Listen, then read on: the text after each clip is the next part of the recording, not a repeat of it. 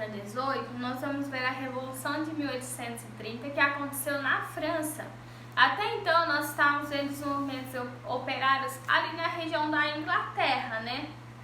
Agora nós vamos ver um movimento que aconteceu, certo?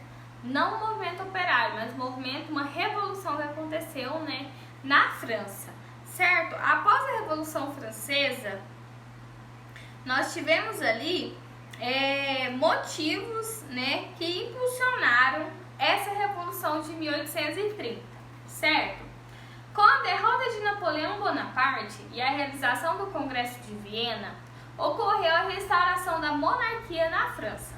Ou seja, quando aconteceu a Revolução Francesa, vocês se lembram que quem assumiu o poder foi Napoleão Bonaparte?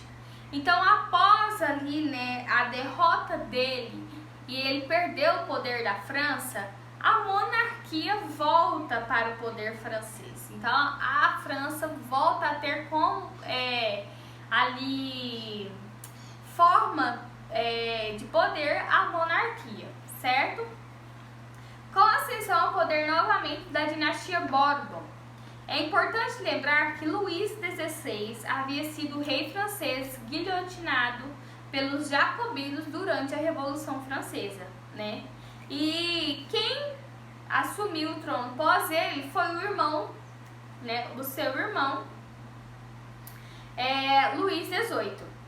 Então, após Luís XVIII morrer, ele deixou um herdeiro, né, que foi Carlos X, irmão do rei falecido. Foi coroado e este logo deu indícios de que planejava implantar um governo com poderes centralizados, inclusive com a restauração dos privilégios de classe, que havia sido abolidos com a Revolução Francesa. Sua pretensão, porém, ia contra o interesse de vários grupos políticos, como os liberais e os republicanos. Além de desagradar a população mais pobre, contra ele ergueram-se inúmeros protestos. Bom, então vamos compreender.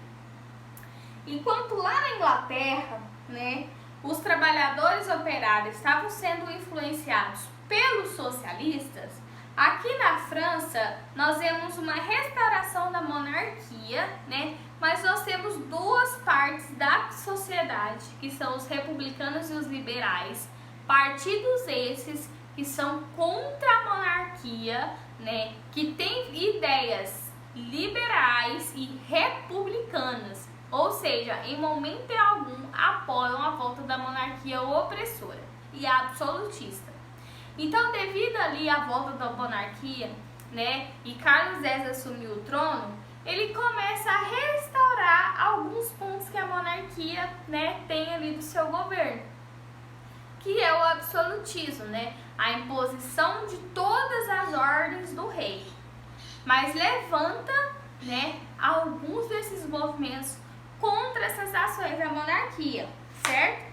E em 1830, o ano da Revolução, o movimento que ficou conhecido como a Revolução dos 3 Dias Gloriosos, pois se deu nos dias 27, 28 e 29 de julho daquele ano, levou Carlos X a renunciar. Luís Filipe, representante dos interesses liberais e burgueses, assumiu o trono. Por esse motivo foi denominado rei cidadão ou rei burguês. Por que foi considerada a Revolução de 1830?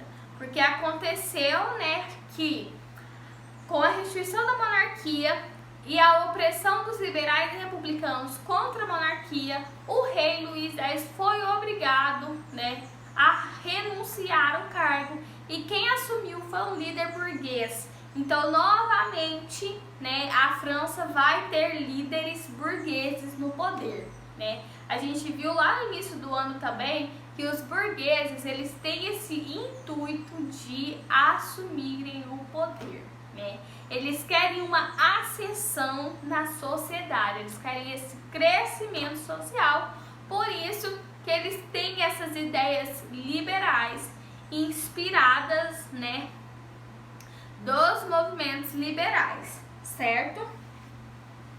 A destituição da dinastia Bourbon do poder na França passava aos olhos da Europa a mensagem de que os franceses não se viam obrigados a obedecer às designações do Congresso de Viena.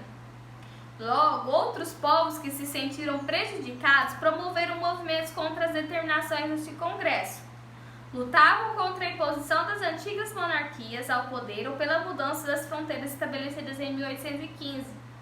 Ainda instigados pelo nacionalismo, alguns países viram-se encorajados a iniciar revoluções em seus próprios territórios.